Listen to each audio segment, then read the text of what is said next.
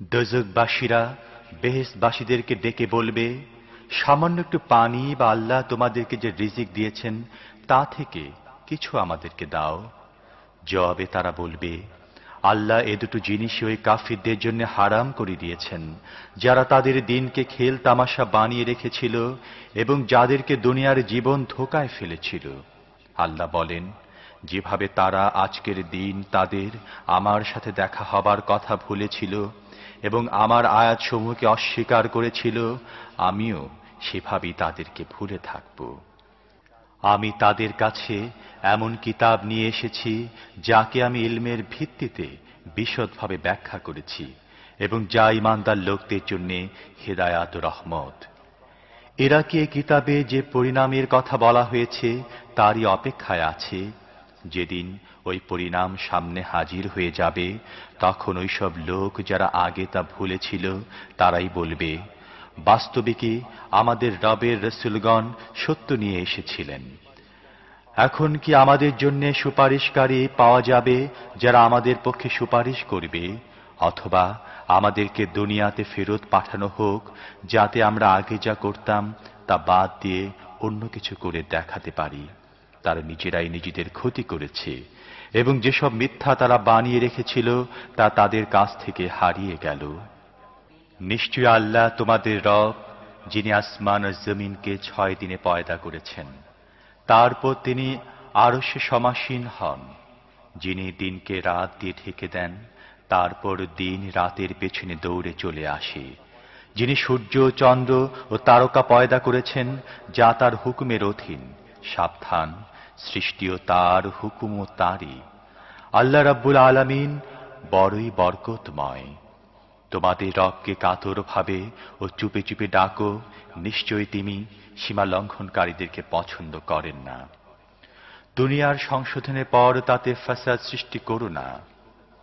আল্লাহকে ভয়ের সাথে ও আশা নিয়ে ডাকো, নিশ্চয় আল্লাহ রহমত নেক লোকদের কাছে রয়েছে। তিনি আল্লাহ, যিনি তার রহমতের আগে আগে বাতাসকে সুখবর হিসেবে পাঠিয়ে দেন। তারপর যখন সে বাতাস পানি ভরা মেঘ বয়ে আনে, তখন তাকে তিনি কোনো মরা জমিনের দিকে চালিয়ে দেন। তারপর আমি সেখানে পানি নাজিল করি এবং ওই মরা জমিন থেকে সব রকম ফল ফলাই। দেখো, এভাবে আমি মৃতকে মরা অবস্থা থেকে বের করি, হয়তো তোমরা এই থেকে উপদেশ নিবে। যে জমিন ভালো, সে তার রবের হুকুমে খুব ফল ফুল ফলায়, আর যে জমিন খারাপ, তা থেকে বাজে ফসল ছাড়া আর কিছুই বের হয় না। এভাবে আমি নিশানাগুলোকে শুকরগুজার লোকদের জন্য বারবার পেশ করি। আমি নূহকে তার কওমের নিকট পাঠালাম। তিনি বললেন, হে আমার দেশবাসী, আল্লাহর দাসত্ব করো, তিনি ছাড়া তোমাদের আর কোনো ইলাহ নেই। আমি তোমাদের জন্য এক ভীষণ দিনের আযাবের ভয় করি। কওমের সর্দাররা জবাব দিল, আমরা তো দেখতে পাচ্ছি যে তুমি স্পষ্ট গুমরাহির মধ্যে পড়ে আছো। নূহ বললেন, হে আমার কওম, আমি কোনো গুমরাহিতে পড়িনি, বরং আমি রব্বুল আলামিনের রাসূল। আমি তোমাদেরকে আমার রবের বাণী পৌঁছাই এবং আমি তোমাদের হিতকামী। আমি আল্লাহর কাছ থেকে এমন কিছু জানি যা তোমরা জানো না।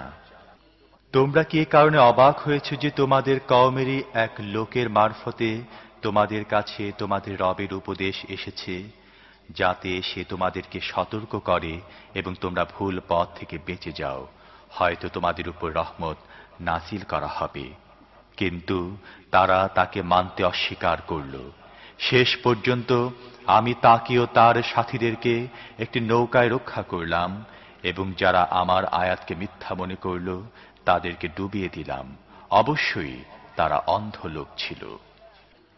আমি আদ জাতির নিকট তাদের ভাই হুদকে পাঠালাম। তিনি বললেন, হে আমার কওম, আল্লাহর দাসত্ব করো, তিনি ছাড়া তোমাদের কোনো ইলাহ নেই।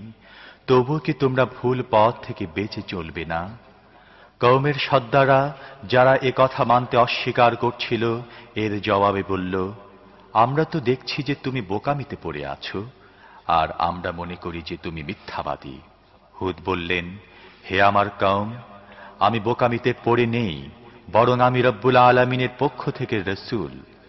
আমি তোমাদেরকে আমার রবের বাণী পৌঁছাই এবং আমি তোমাদের এমন হিতকামী যার উপর ভরসা করা যায়। তোমরা কি এ কারণে অবাক হচ্ছ যে তোমাদের কওমেরই এক লোকের মারফতে তোমাদের কাছে তোমাদের রবের উপদেশ এসেছে, যাতে সে তোমাদেরকে সাবধান করে দেয়, হয়তো তোমরা সফল হবে। তারা জবাব দিল, তুমি কি আমাদের কাছে এজন্য এসেছ যাতে আমরা শুধু এক আল্লাহর ইবাদত করি এবং আমাদের বাপ দাদা যাদের ইবাদত করত তাদেরকে বাদ দেই? আচ্ছা, যদি তুমি সত্যবাদী হয়ে থাকো তাহলে আমাদের উপর ওই আযাব নিয়ে আসো দেখি, যার ধমকি আমাদেরকে তুমি দিয়ে থাকো। হুদ বললেন, তোমাদের উপর তোমাদের রবের লানত ও গজব পড়ে গেছে। তোমরা কি আমার সাথে ওই নামগুলো নিয়ে ঝগড়া করছো যা তোমরা ও তোমাদের বাপ দাদারা রেখেছ? এসবের জন্য আল্লাহ কোনো সনদ নাজিল করেননি। ঠিক আছে, তোমরা তো অপেক্ষা করো, আমিও তোমাদের সাথে অপেক্ষায় রইলাম। অবশেষে নিজ অনুগ্রহে আমি হুদ ও তার সাথীদেরকে উদ্ধার করি এবং আমার আয়াতকে যারা মিথ্যা বলেছিল এবং যারা ঈমান আনেনি তাদেরকে নিশ্চিহ্ন করে দেই। আমি সামুদ জাতির নিকট তাদের ভাই সালেহকে পাঠালাম। তিনি বললেন, হে আমার কওম, আল্লাহর দাসত্ব করো, তিনি ছাড়া তোমাদের আর কোনো মাবুদ নেই। তোমাদের কাছে তোমাদের রবের পক্ষ থেকে সুস্পষ্ট দলিল এসে গেছে। আল্লাহর এ উটনীটি তোমাদের জন্য নিশানা হিসেবে দেয়া হলো। একে আল্লাহর জমিনে চড়ে বেড়াতে দাও, কোনো বদ নিয়তে একে ধরবে না, তাহলে এক বেদনাদায়ক আযাব তোমাদেরকে পাকড়াও করবে। ওই সময়ের কথা মনে করে দেখো যখন আদ জাতির পর তোমাদেরকে তাদের জায়গায় বসিয়েছেন এবং দুনিয়াতে তোমাদেরকে মর্যাদা দান করেছেন যে তোমরা আজ সমতল জমিনে বিরাট দালান বানাচ্ছ এবং পাহাড় খোদাই করে বাড়ি তৈরি করছ। সুতরাং আল্লাহর কুদরতের মহিমার কথা মনে রেখো এবং জমিনে ফাসাদ সৃষ্টি করে বেরিও না। তার কওমের ওইসব সর্দার যারা বড়াই করত তারা ওই দুর্বল লোক যারা ঈমান এনেছিল তাদেরকে বলল, তোমরা কি সত্যি একথা জানো যে সালেহ তার রবেরই রাসূল? তারা জবাবে বলল, নিশ্চয়ই যে বাণী সহ তাকে পাঠানো হয়েছে এর উপর আমরা ঈমান এনেছি। বরের দাবিদাররা বলল, তোমরা যে জিনিসের উপর ঈমান এনেছ আমরা তা মানতে অস্বীকার করি।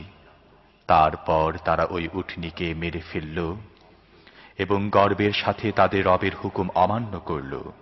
তারা সালেহকে বলল, যদি তুমি সত্যির রাসূলদের কেউ হয়ে থাকো তাহলে ওই আযাব নিয়ে আসো যার ভয় আমাদেরকে দেখাচ্ছ।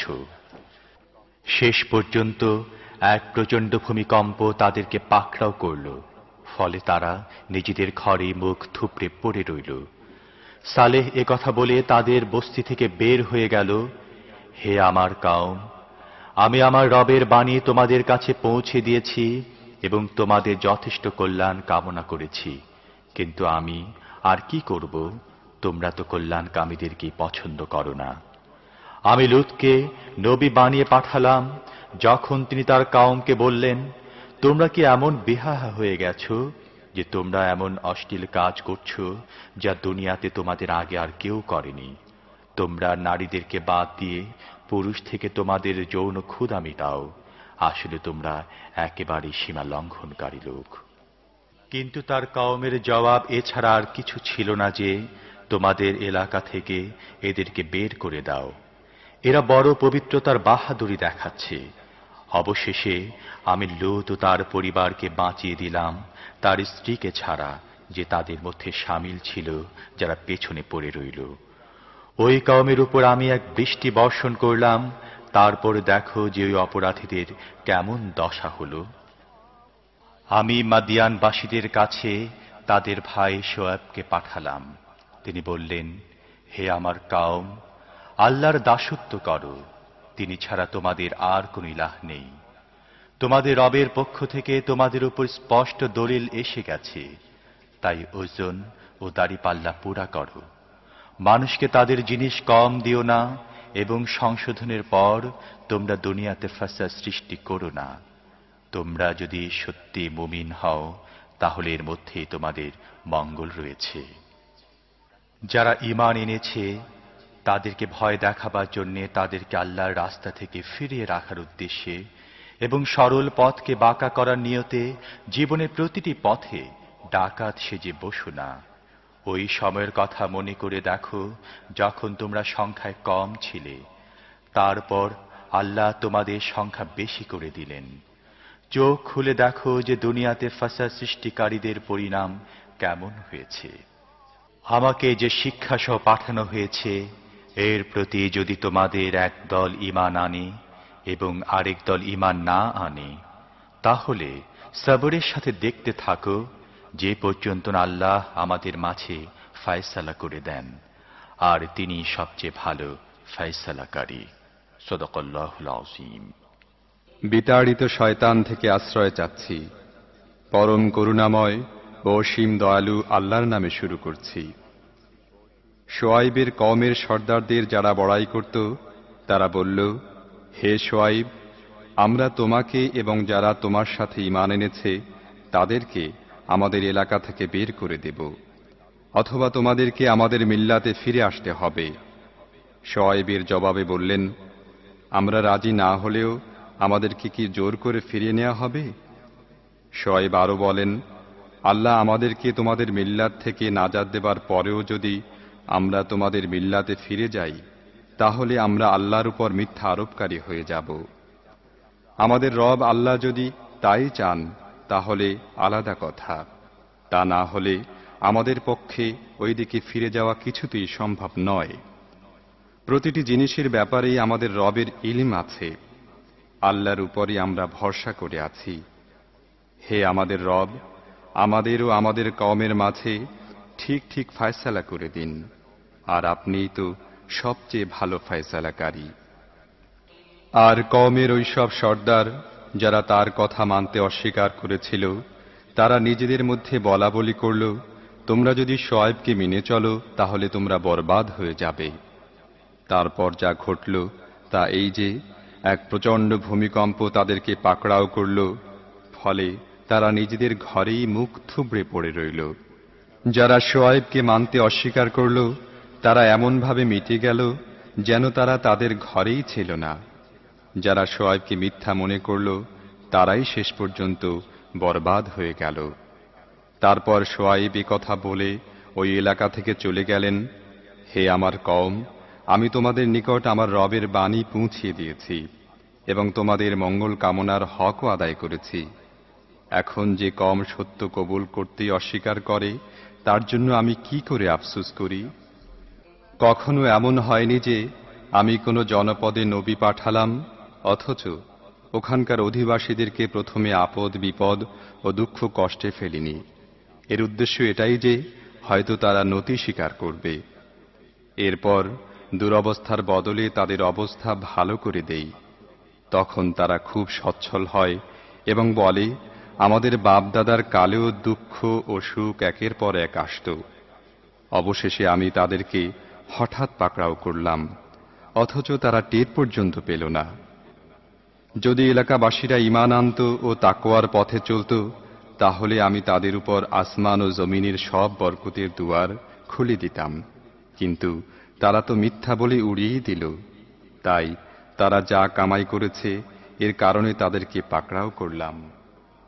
এলাকাবাসী লোকদের কি এ ভয় নেই যে রাতের বেলা তাদের ঘুমে থাকা অবস্থায় আমার আযাব হঠাৎ এসে পড়তে পারে? অথবা এলাকাবাসীরা কি দিনের বেলা খেলায় মত্ত থাকা অবস্থায় আমার কঠিন হাত হঠাৎ তাদেরকে পাকড়াও করবে বলে ভয় করে না?